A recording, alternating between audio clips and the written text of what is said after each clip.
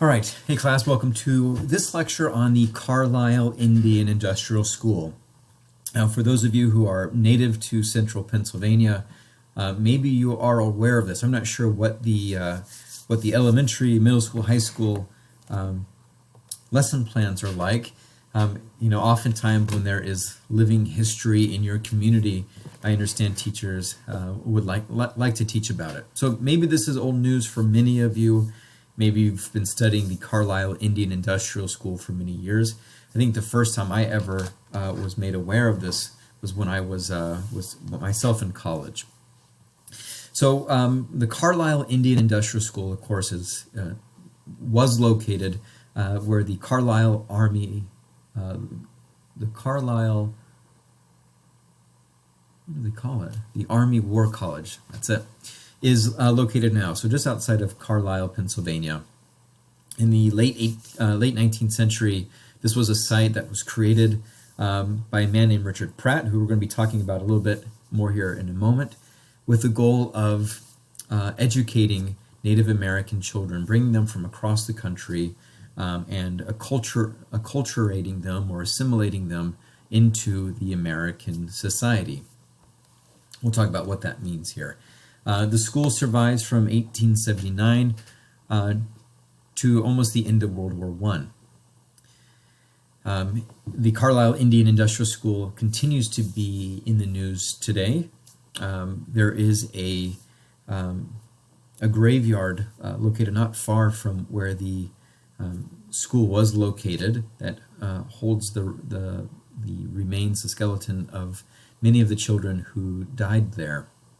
And I know that many of the Indian tribes who sent children there that had died have been fighting to get those remains returned to the people to be reburied on reservation lands. So let's talk today about the Carlisle Indian Industrial School. Our overall purpose in our lecture is to try to understand what the purpose of the school really was. So let's start. What I want, I guess, a couple things that I will mention to start with. This was one of the Bureau of Indian Affairs leading Native American schools and the first off-reservation boarding school operated by the federal government. So all of that information is pretty important. You know where it's located. It's located here in Pennsylvania. So it's off-reservation. It is a boarding school. Children would come here and live at the school year-round. It was operated by the federal government, and we'll talk more about that. So the Bureau of Indian Affairs goes out into more than 24 or so and establishes more than 24 off-reservation schools and churches, and they operated over 400 on-reservation schools with federal government funding. And these were part of a long-standing government practice with government policies, such as the removal and the Indian Wars. And they largely attempted to remove Native Americans from their land. Now, the Carlisle Industrial Indian School was founded by this man here on horseback. This is Richard Pratt. And Pratt will operate the school from 1879 till about 1918 when it closes down. Pratt was a Civil War veteran. He served as a captain in the cavalry in the Southern Plains and had supervised the imprisonment of Native Americans during the Indian Wars. Richard Pratt was heavily influenced by the work of another famous figure from history, Booker T. Washington. Booker T. Washington, African-American intellectual leader, who also established industrial schools to aid in the education and development of African-American children after the end of the Civil War, into the beginning of the 20th century. For Booker T. Washington, his idea was, that there was this gulf between white and black America, and the government was trying to establish policies to kind of bring them together. And Booker T. Washington believed that the best way of bridging white and black America was by helping young black Americans to develop industrial skills to be able to provide industrial labor and product to America. In essence, Booker T. Washington schools were a site for building things like bricks. Children received education during the day and then received industrial education in the afternoon. These schools became sites that developed products that would then be sold to other people. And Booker T. Washington believed that if Americans could say that, these African American men create some of the best bricks in the country, well, we respect them, we respect their product, that this was a way that not only could African American men have employment and be able to provide and support their family, but they could be raised in the esteem of the eyes of white America. Richard Pratt sees this in practice. He visits Booker T. Washington's school, and he tries to apply it himself with Native American children. So the Carlisle School pictured here, this building still exists at the Carlisle Army War College. You can, if you can get onto the base, you can tour it, though it's been repurposed for other things. In all, over 10,000 Native Americans will attend school between 1879 and 1918. The photograph you see here, dated October 5, 1897, pictures an assortment of Sioux boys as they arrived. In order to recruit students, school officials would travel to reservations. They would appeal to tribe leaders, essentially beg them to send their students off the reservations to Carlisle, Pennsylvania. Some tribal leaders saw the school as an alternative to the difficulties of life on reservations. This was a way for their children to have what they envisioned would be a better life. But many other tribal leaders were reluctant to send their students.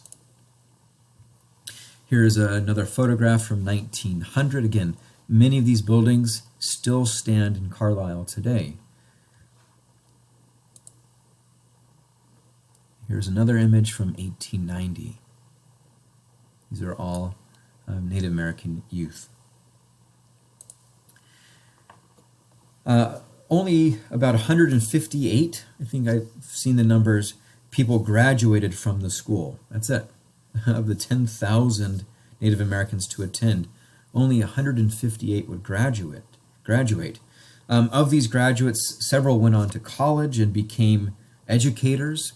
Some became professional athletes. Some became community leaders. The Carlisle football team, pictured here, was one of the best teams in the nation. Those of you who are from central Pennsylvania probably know a little bit about Jim Thorpe, a very famous athlete, a Native American, won many gold medals, played professional football, but he was one who attended the Carlisle Industrial Indian School and played football for the team. In addition, the Carlisle Indian School had a band that performed around the world. It was quite acclaimed. Here is an image from 1901. But life at the Carlisle School was very difficult. Students were subjected to strict military-style training and were disciplined severely for breaking the school's many strict rules.